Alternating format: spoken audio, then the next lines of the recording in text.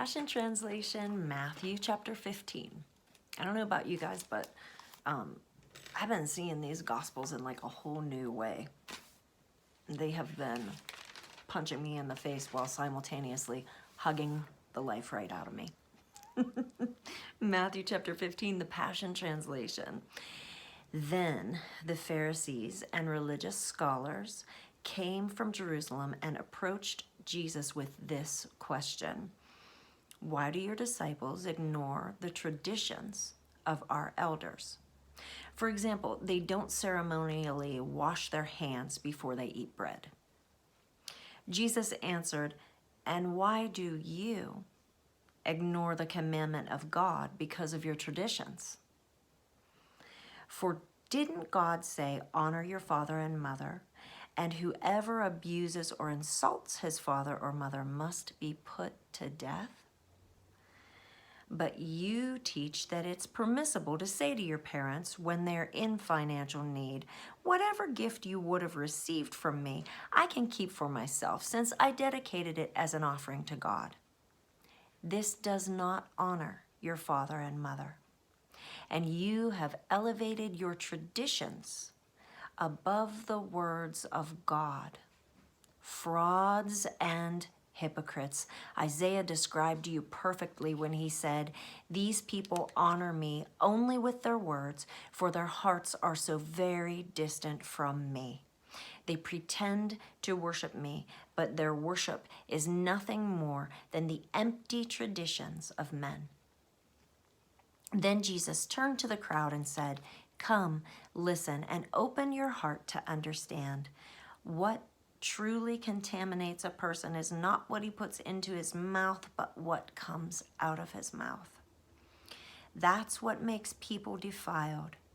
Then his disciples approached him and said, don't you know that what you just said offended the Pharisees? And Jesus replied, every plant that my heavenly Father didn't plant is destined to be uprooted.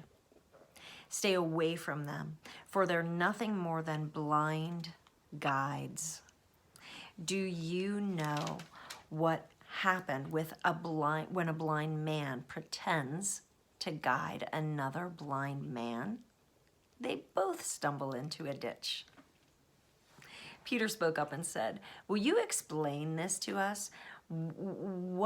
Explain what you mean by your parable. And Jesus said, after all that I've taught you, you still remain clueless? It is hard to understand that whatever you eat enters the stomach only to pass out to the sewer.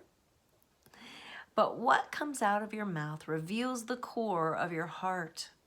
Words can pollute, not food.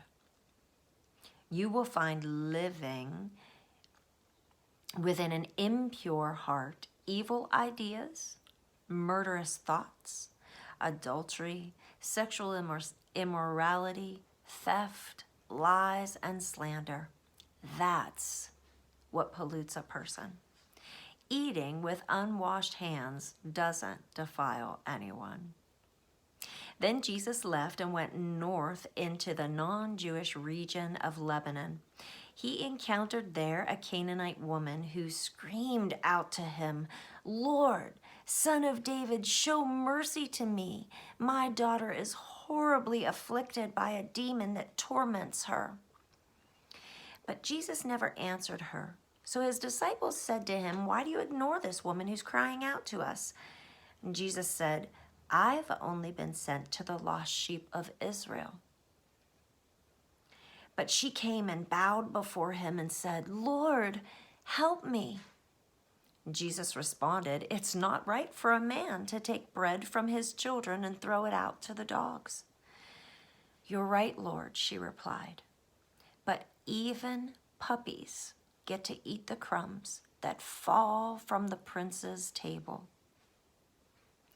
Then Jesus answered her, dear woman, your faith is strong. What you desire will be done for you. And at that very moment, her daughter was instantly set free from demonic torment.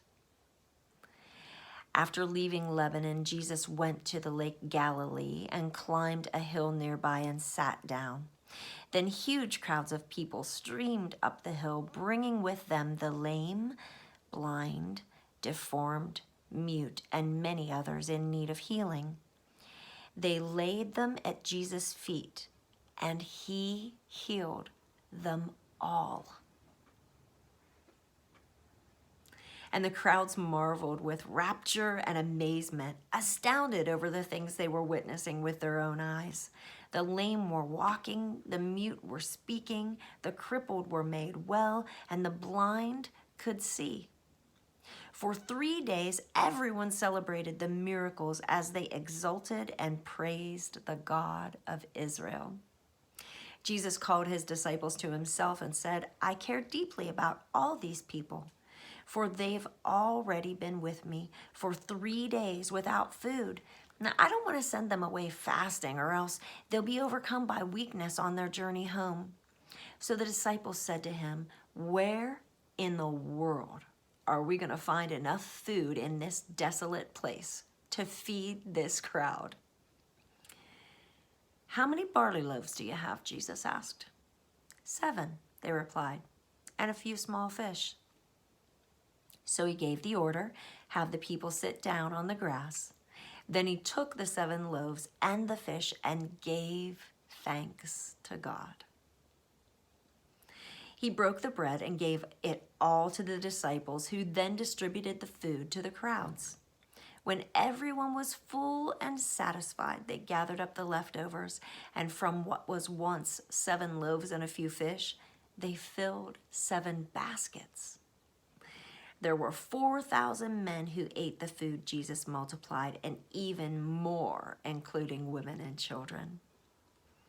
After dismissing the crowd, Jesus got into the boat and crossed over the region of Magdala. And that is the end of Matthew chapter 15. Dude, this is for real. This is real stuff. It's for real. 7 little baby loaves, and they ended up with 7 baskets left over. Not just a Bible bedtime story. Have a great day.